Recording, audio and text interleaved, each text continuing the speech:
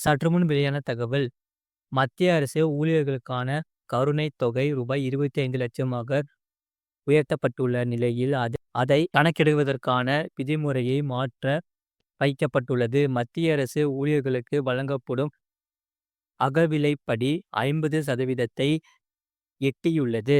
அகவிலைப்படி உயர்வு காரணமாக மத்திய அரசு ஊழியர்கள் ஓய்வு பெறும்போது பெற்ற கருணைத் தொகை அல்லது பணித்தொகை 2024ஆம் ஆண்டின் ஜனவரி 1 முதல் ரூபாய் 25,00,000ஆக உயர்ந்துள்ளது. இது முன்பு ரூபாய் 20,00,000ஆக இருந்தது. மத்திய அரசு ஊழியர்கள் ஓய்வு பெறும்போது பெறும் இந்த ரூபாய் 25,00,000க்கு வரி செலுத்த வேண்டியதில்லை. இந்த தொகை முற்றிலும் வரி விலக்கு பெற்றது. இருப்பினும் தனியார் துறை ஊழியர்களுக்கு வரியில்லா பணிக்கொடை வரம்பு ரூபாய் 20,00,000 மட்டுமே.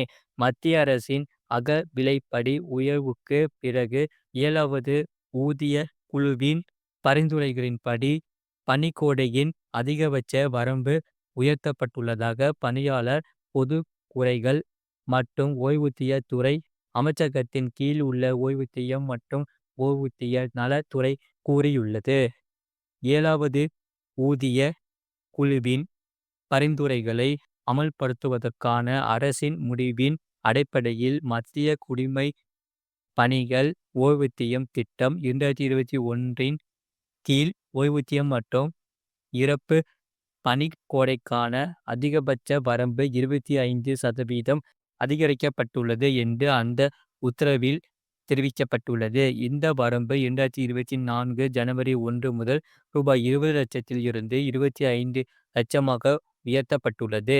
பணிக்கொடை என்பது ஒரு ஊழியர் தனது முதலாளிக்கு நிறுவனம் அவர் ஆற்றிய சேவைகளுக்கான மரியாதையின் அடையாளமாக வழங்கப்படும் தொகையாகும். இந்த தொகை பணியாளர்களுக்கு ஓய்வு பெறும்போது அல்லது குறைந்தபட்சம் 5 வருட சேவைக்குப் பிறகு நிறுவனத்தை விட்டு வெளியேறும்போது வழங்கப்படுகிறது.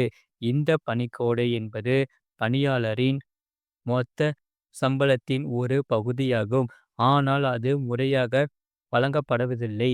பணியாளரின் மாத சம்பளத்தின் அடிப்படையில் பணிக்கொடை கணக்கிடப்படுகிறது. பணிக்கொடை பெற பணியாளர் குறைந்தபட்சம் 5 ஆண்டுகள் தொடர்ந்து பணிபுரிந்திருக்க வேண்டும்.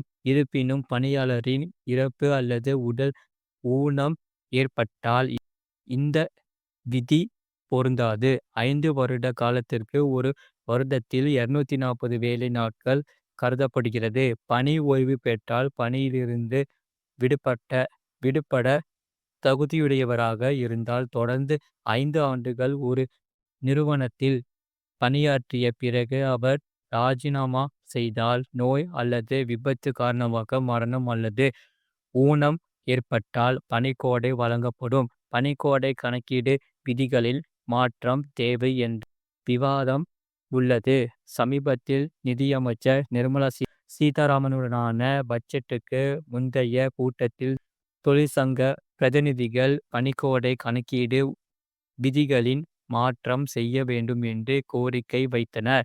பணிக்கொடையை கணக்கிடுவதற்கான அடிப்படையாக தற்போது 15 நாள் சம்பளத்திற்கு பதிலாக 1 மாத சம்பளம் வழங்க வேண்டும் என்றும், இதன் மூலம் ஓய்வு பெறும்போது பணியாளர்களுக்கு கூடுதல் பணிக்கொடை கிடைப்பதை உறுதி செய்ய வேண்டும் என்றும் கோரிக்கை விடுத்துள்ளன. எனினும் இது குறித்த அறிவிப்பு பட்ஜெட்டில் வருமா என்று பொறுத்திருந்தே பார்க்க வேண்டும். இது போன்ற செய்திகளை உடனுக்குடன் அறிந்து கொள்ள மறக்காம சேனலை சப்ஸ்கிரைப் செய்யுங்கள். மற்றவர்களுக்கு தெரியப்படுத்த ஷேர் செய்யுங்கள்.